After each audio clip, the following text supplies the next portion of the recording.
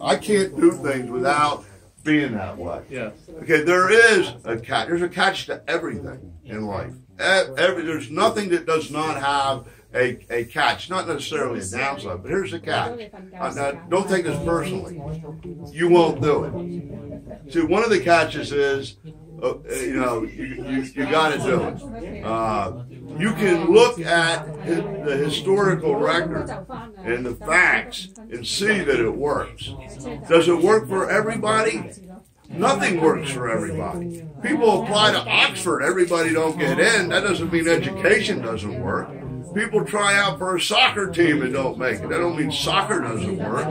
Not everybody makes it at anything. But you have the highest probability of making it here because it doesn't depend on the size of your bank account, your education, your connections. And in any other business, everybody's in competition. You open a beauty salon, nobody wants you to make it that's in the beauty salon business. They're going to try to make you go out of business. Here, you have a group of people that are working to do that. So that's the one catch is that you might not do it for whatever reason it is. That you argued with yourself. We all argue with ourselves. That somebody said something to you and influenced you.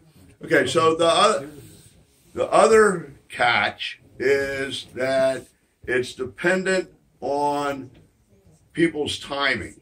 So if you depend, and this is a true catch, if there was a downside in the plan, it doesn't work as perfectly as it does in the diagram. 2 don't get 2, get 2, but 2 don't need to get 2, get 2. Does somebody down to infinity has to do it? But sometimes people, and you guys can validate this, get somebody in, they think they're going to do it, and they become dependent on them. So stuff gets in the way in life. They get a divorce, they get a new significant other, they get sick, somebody dies, they lose their job, they get religious, they get political, something happens, and it's not that they quit but everybody's a volunteer. You see, they're in business for themselves. They're not punching a time clock. So they get absorbed and they don't produce the way you expected. And sometimes the volume that they were growing, just gets stagnant. It stays there. And you were hoping that would go. Or they just disappear. People don't quit. There's nothing to quit. What are you going to quit? You're not going to work. You don't have an office. You don't have to punch a tie. You're nothing to quit. But they disappear. Mm-hmm. And listen, I'm talking to you all now like you've been in for a year. This is,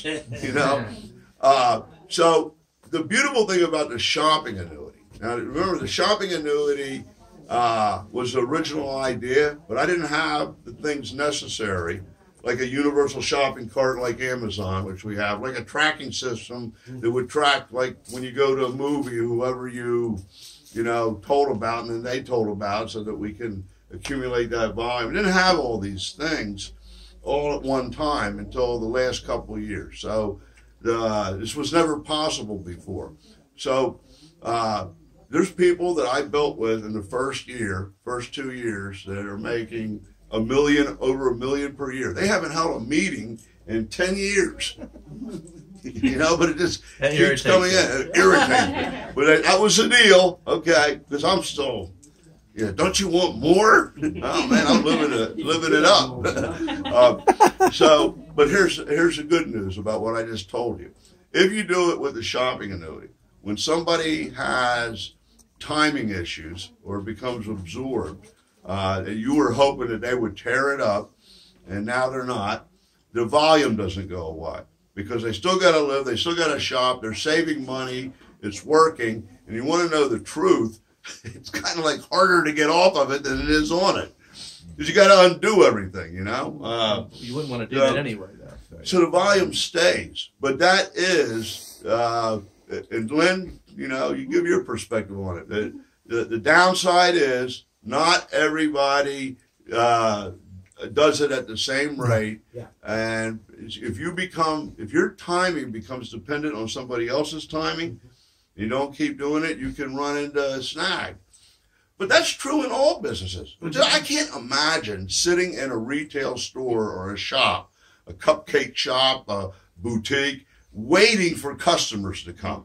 That would drive me nuts. It does drive me nuts. You know? Because I've got a store. You know, Yeah, that's right. I got to be able to go out and do something about it, you know, and create those customers.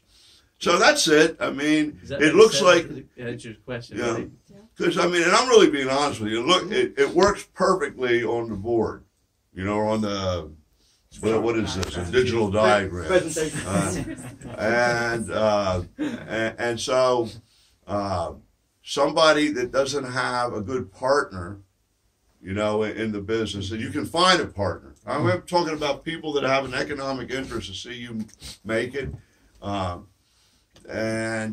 Or if somebody doesn't follow the system and tries to reinvent the wheel, they're going to be wasting a lot of time, and they might burn out. On this team, you're insured to have great senior partnership and support. And I'll tell you something else is the reality. You ask it, I'm going to, because my whole life has been about helping other people succeed. I mean, that's what I get off on. And unfortunately, when you decide to go into business or to commit yourself to any endeavor, you know, whether it be, you know, sports, music, arts, you have the expectation that those around you and your family and friends are going to be excited and encourage you. Unfortunately, that's not what's going to happen. They're going to discourage you. They're going to try to make you quit. You know, why are you spending all that time practicing music? Because I'm going to be a virtuoso. Oh, you could never be that. You know, what are you, nuts? And so those closest to you, you know, I got a funny story. I met a guy from 15 that I knew way back in college and whatnot. Showed him the plan in the beginning. He saw me. He said, "JR, look at you. I saw on the news this, and you're doing that, and you sure are, man, you sure are lucky." He said, "What?" He said, "You're lucky. You sure are fortuitous," because he now had a PhD. You are fortuitous. I said, "Really?" I said, "You know, at first that bothered me, but now I've been thinking about it, and you're probably right. I'm lucky. I'm lucky that I didn't listen to your ass." You know? But what's going to happen is even people that act like they want you to make it, they secretly hope that you fail. Absolutely.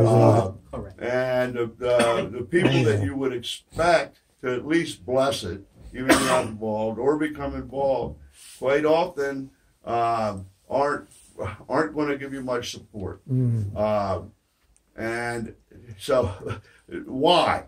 Because if you make it, you're going to expose their own mediocrity that then they have to deal with. So it's easier for them to discourage you and throw, you know, wrenches in the spokes, hoping that you won't make it, than to encourage you, even if they don't do anything, and you know, or join in and make it themselves, or at least be supportive. That's how bad it is.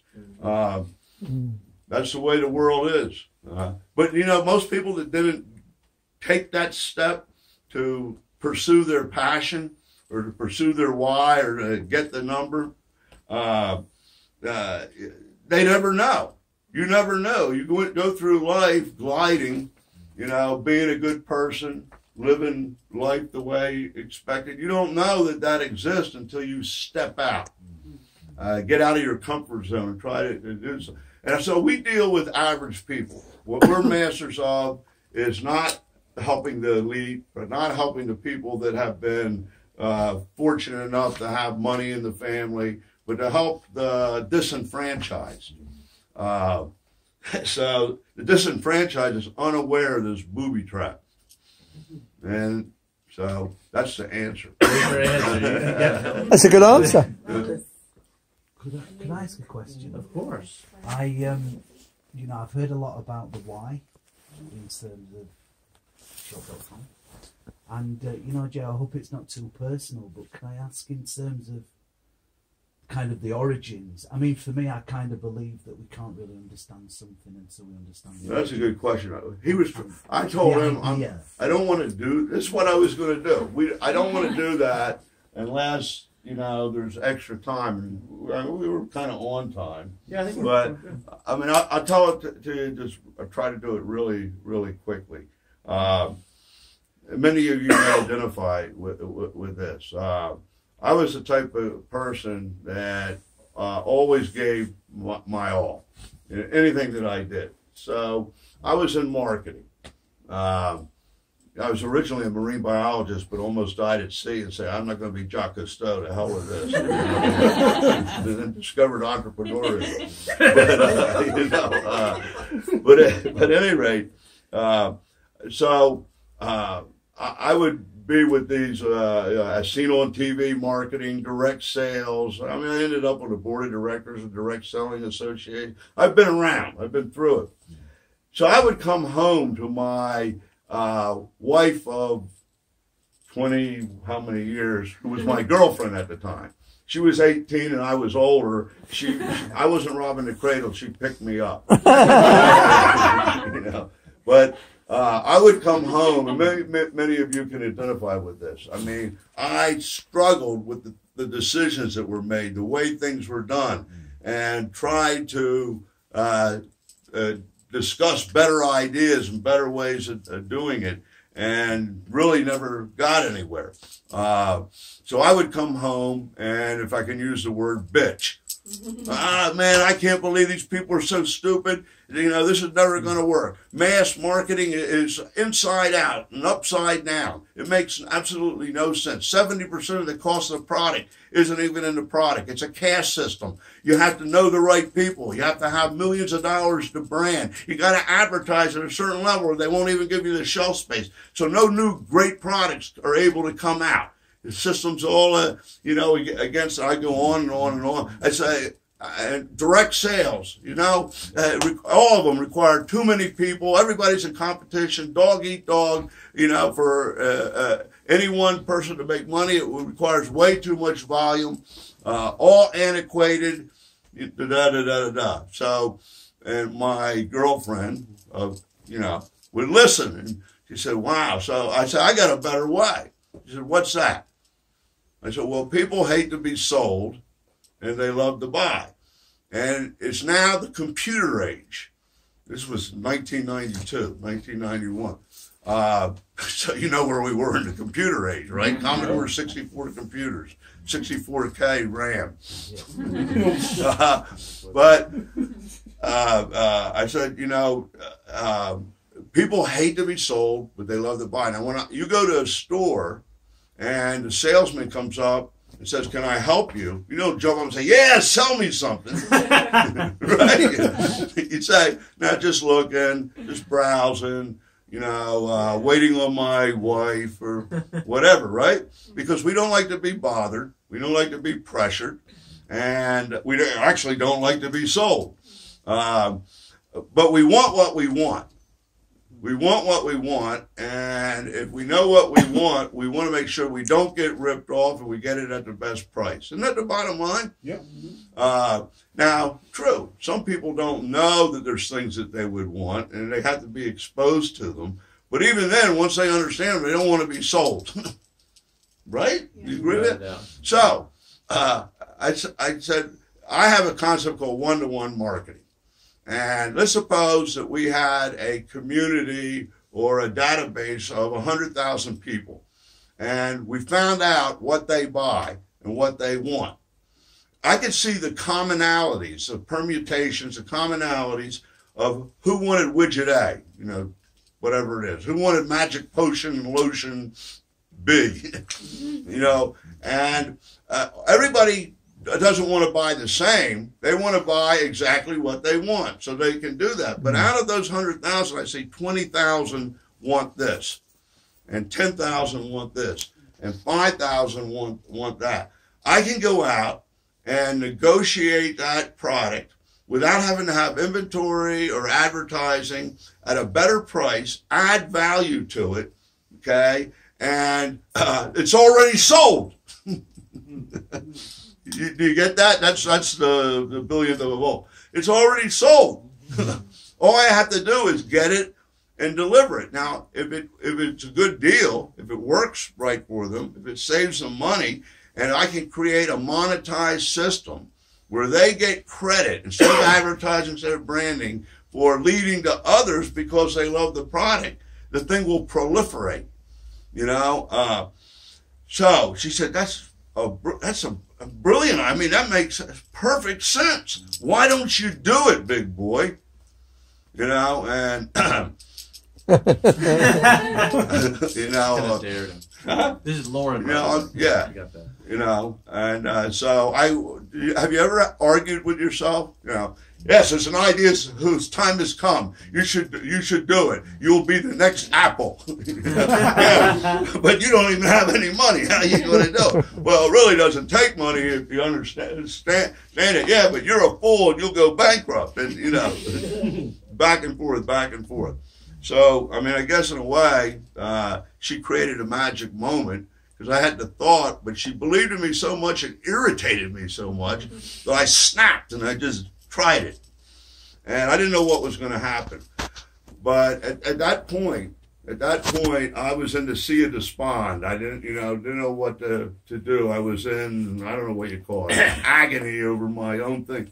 So she said, forget about it. Obviously, you don't have the intestinal fortitude to do it. She said something else, but that's what she meant. You know, let's go to a movie. Now, it's $1 billion company today, right? This is what started it. So I said, okay, we went to the movie. Now, you have to understand that it's very risky to go to a movie with me because I can't stand to be upset or scared. Because I'm upset and scared all the time. Why do I need to pay for it and sit there? Do you get that? I've left in the middle of many movies. But this time she lucked out. It just happened. I don't know what it was. Lock, Stock, and Barrel or Rocky 2 or something. This is 20-some years ago, right? And so we're in the movie and I get caught. Has this ever happened to you? I got caught up in the moment. I forgot that I was there. I was laughing. I was crying. And at the end of the movie, I couldn't wait to get home and tell people about it. Okay, and I forgot all about the business idea. And you know, I started calling people, telling them, "Man, you won't believe this movie. This happened. It was incredible." They didn't act very impressed. You know, wonderful, very happy for you, whatever. You know, but the next week when they wanted to go to a movie, they remembered my effervescent enthusiasm, you know, and so they went to the same movie. Isn't that what you do? Yeah. And the amazing thing that really clicked was they called me back up and said, "Man, you were right. I went to that movie. Da da da da da." And I said, "Are you telling people about it?" "Yeah."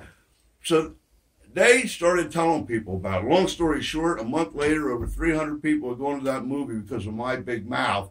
And I didn't make a dime. I looked it up. They spent $20 million on the launch and promotion of that movie. I said, "Do you realize what I could do with that $20 million?" You know? So I said, that proves it. If I could track this, I would have the perfect business model. Okay? Do it with movies, do it with music, do it with clothes, do it with vitamins, do it with whatever people want. And get that database. So I said, I'm going to try to track it. So I would call the people up and say, "Listen, I have an idea." And they knew that I was a crazy, enthusiastic, that I might do something that might work someday. So I said, I have an incredible business idea. I need your help, and if it works, I'll cut you in on it. I didn't even know what I was cutting them in on, but they liked that. So they would help me contact the people that they talked to. In other words, you know, I couldn't just call them up out of clear blue sky. They'd get them on the phone. They'd ask them. They'd set me up, whatever. You follow? So I started tracking it to 280 people, 18 people removed, you know, one led to the other. And I said, this is astounding. I've actually tracked it. Now, if I can track it, I can automate it, right? So we got those names, and I started getting it programmed. But programming it was quite a feat because nothing like this had ever been done. And, you know, the mathematical rules of this are based on all types of calculus derivatives because it's all different timing. So I started working on that. But here's the deal. What happened was there was no internet. The internet was like in its infancy. The government used it or whatever. So I bought 100 Commodore 64 computers with dial-up rotary modems. I mean, you know, on phones and modems, so that the people that we had could ask their friends what they bought or what they wanted. We tried to narrow the choices. Record that. We would have the data, what people wanted. We'd go out and find the product at a better price, and then they could sell it, you know, online. I mean, you know, collecting the money was kind of an issue back then, but they wanted it, so they got it to us. And so that led to, it started out with 1,000, it went to 10,000, went to 100,000 of people we were tracking, just like I, you know, said, you know, so many people wanted this, so many people wanted that, and we got it, and they ordered it. Now, out of that came 10 major concentrations of things that people wanted that were, you know, that they couldn't get necessarily in the store, or that was too expensive or whatever. And that was like nutrition, I mean, some of the things that we have. So I never made up. We never decided what we were going to sell. They decided what we were going to sell. And so they became the businesses within businesses, or the billion-dollar market consumables that were the majors in Market America. When you get in, we have what we call the Market America University. You can have a major, but everybody does a shopping annuity. And so under this umbrella, the mall without walls, you have these major stores, but everybody shops, you know. So I want to have everything. This was way back then. And so that anything that somebody wants or anything that somebody needs, we can supply. And then we can do digital aggregation, where I can ask how many people will buy this product if I can get it down $5. Now, not everybody in the digital grid of the database, everybody in is going to want that product. But there's 50 here, 100 here, 1,000 here. So I can aggregate those on every product while everybody still gets everything that they want. You know, they don't have to buy that. They can buy what they want. Have enough numbers to leverage it. So this is all about converting spending into earning. This is all about taking back the economy. I love how the government and the press talk about the economy. The economy did this, and the economy did that, and you're not going to be able to get a job. And you know, whose is the economy? Who's this boogeyman? You know, there's a recession. I say I refuse to participate. You know, so you know, well, I finally realized, and if you look up the definitions, you know, economy and markets, that's us. You know, we determine, you know, the economy. And within the only thing we don't have is that the establishment wants to keep you separate. This is a scam. I don't know if it's a scam. What it is a paradigm, a model that's been in place so long, and there is no competition. Now, in enterprise and in capitalism, when you have no competition, it becomes abusive. And that's what's happened because there's been no other way. You know, you're seeing what's happening to just the retail with brick and mortar versus online because it's a better model. And therefore you have migration from one model to the other economically. But no one has the ability to track the consumer and who they lead to have collective buying power, take the money back, monetize it, and pay the people for their collective buying power. But there was no mechanism before, no way to do it. Now we have it, you see. So I think it's going to avalanche. So the important thing to understand is to do this, you need a few things. Okay, I mean, you could not have all the knowledge in the world. You know, there was a king that said, "I want all the knowledge in the world," and so they brought him volumes of books. This is all the knowledge in the world. He says, that's way too much. You know, reduce it. They got it down to one book. That's way too much. Get down to, you know, to less. They gave him a card. There's no such thing as a free lunch. Sorry, you know? Well, he said, now you're being wise. I'm throwing you in jail until you do it. They were in jail for 20 years. They called the king back up. We have the answer. He came and said, okay, so where's all the knowledge in the world? They gave him a card, google.com. You let him out, right? You know, so none of this was there. When you think about it, we've been controlled. They want to keep you apart. So they can dictate price, where we get it, when we get it, how we get it, what we can have. And they can also drain your pocketbook.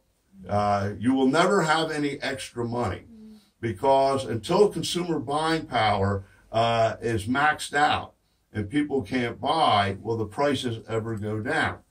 And they come up with new gadgets, new magic potions and lotions, and if you don't have them, you're no longer relevant, you know, in a digital world, especially where everybody knows everything, right?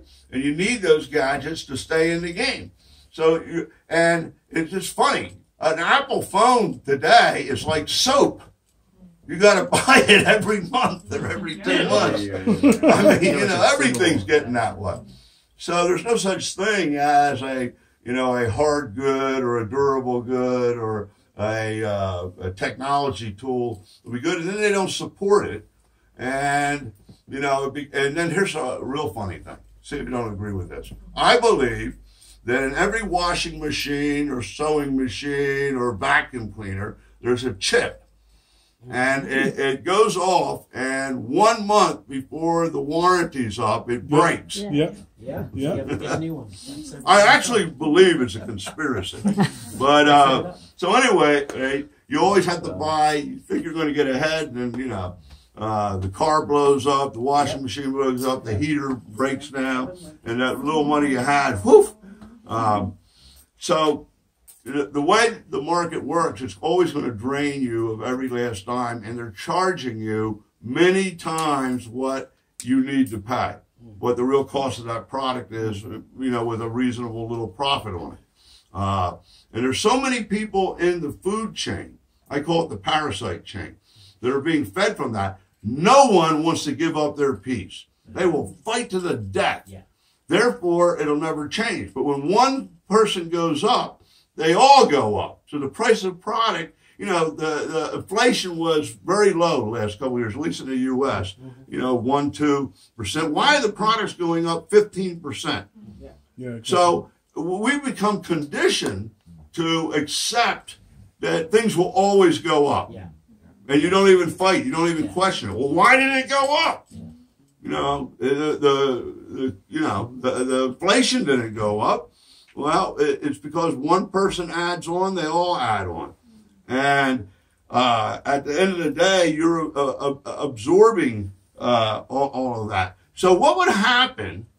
What would happen if we all got together and we had a system and a technology tool, and because of our collective buying power, we were able to leverage prices down, okay? And at the same time, because of our numbers and your participation, all those little margins are aggregating, accumulating, compounding, so that your income went up. Prices went down, income went up.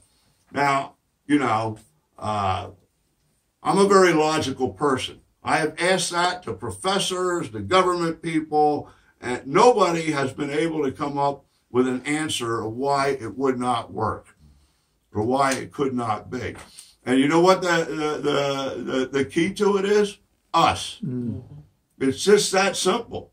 I know it's hard to believe because we've all been brainwashed. It's just that simple. That's why we're here. And yes, we are crazy. Answer your question.